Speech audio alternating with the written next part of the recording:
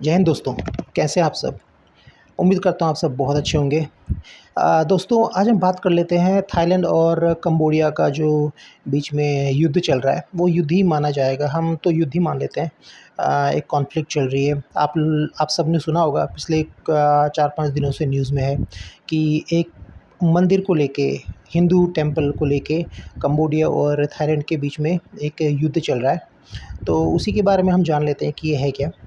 अम Thailand और Cambodia आपस में एक बॉर्डर शेयर करते हैं, काफ़ी बड़ी बॉर्डर है और वहीं पे एक टेंपल है, मंदिर है, हिंदू मंदिर है, जिसका नाम है प्री विहार टेंपल। ये वैसे तो कंबोडिया के ही अंदर है, पर थाईलैंड और कंबोडिया के बीच में इसको लेके बीच-बीच में झगड़े, लड़ाइयाँ या छोटी-छोटी कॉन्फ्लिक्ट्स होती रहती हैं। ये बहुत पुराना टेंपल है और इसको कहा जाता है कि जब ये बना था तो इंडियंस भी इसमें कुछ शामिल थे जिन्होंने इसको बनाया था। और ये थाईलैंड और कंबोडिया के बीच में बहुत टाइम से ये प्रॉब्लम चल रही है इसके बारे में, इसको इसको लेके। और कंबोडिया वाले और थाईलैंड, अच्छा, कंबोडिया और थाईलैंड जो दोनों आपको पता है हैं कि वो दोनों बुद्धिस्ट कंट्री ही हैं। दोनों बुद्धिस्ट कंट्री हैं और बुद्धिस्ट मेजॉरिटी वहाँ पे रहती है।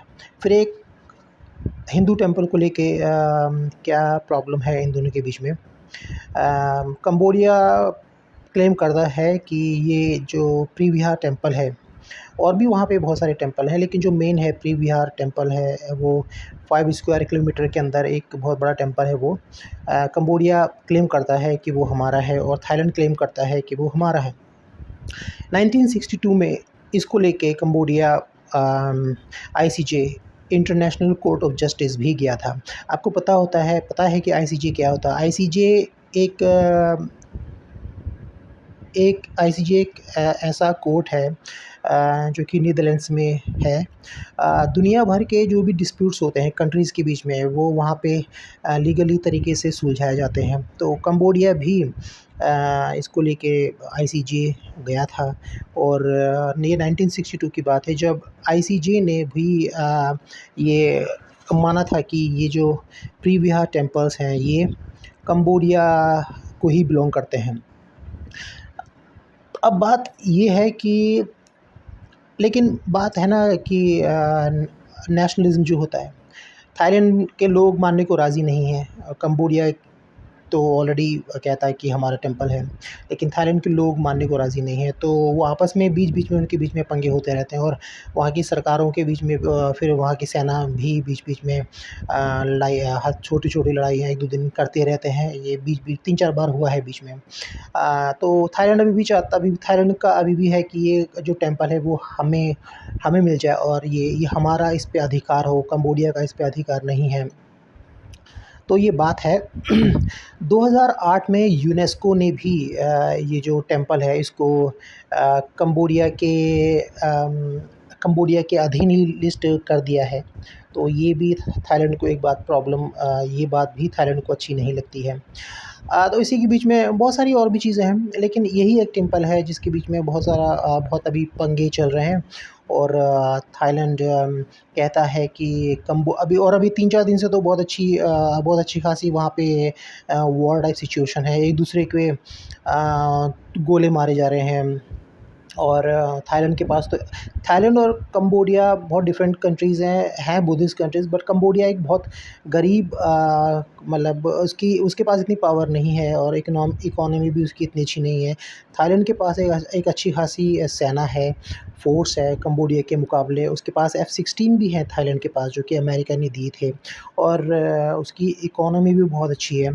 थाईलैंड ने तो कंबोडिया के ऊपर F-16 से अटैक भी कर रहा है और अभी-अभी न्यूज़ मैंने सुबह अभी सुनी है कि कंबोडिया क्लेम कर रहा है कि हमने एक F-16 को भी मार गिरा दिया है। तो यहाँ तक बात पहुँच गई है और थाईलैंड की तरफ से थाईलैंड की का जो बॉर्डर है, बॉर्डर का जो थाईलैंड का एरिया है, वहाँ पे आबादी बहुत है। तो कम से कम 1 सवा लाख के आसपास आबादी वहाँ से हटा दी है।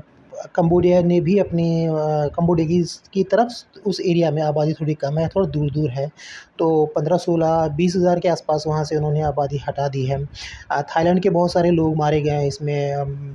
25-30 लोग मारे गए हैं, इधर से भी 15-20 लोग मारे गए हैं कंबोडिया की तरफ से। अमेरिका अब बात ये है कि अमेरिका सपोर्ट करता है थाईलैंड को, और कंबोडिया को जो कुछ भी थोड़ा बहुत सपोर्ट है वो चाइना करता है। एक बार तो चाइना का बेस बनाने पे भी बात चल रही थी कि हम कंबोडिया में अपना बेस बनाएँगे। अब पता नहीं बनाया है कि नहीं बनाया, बट ऐसी बात चल रही थी।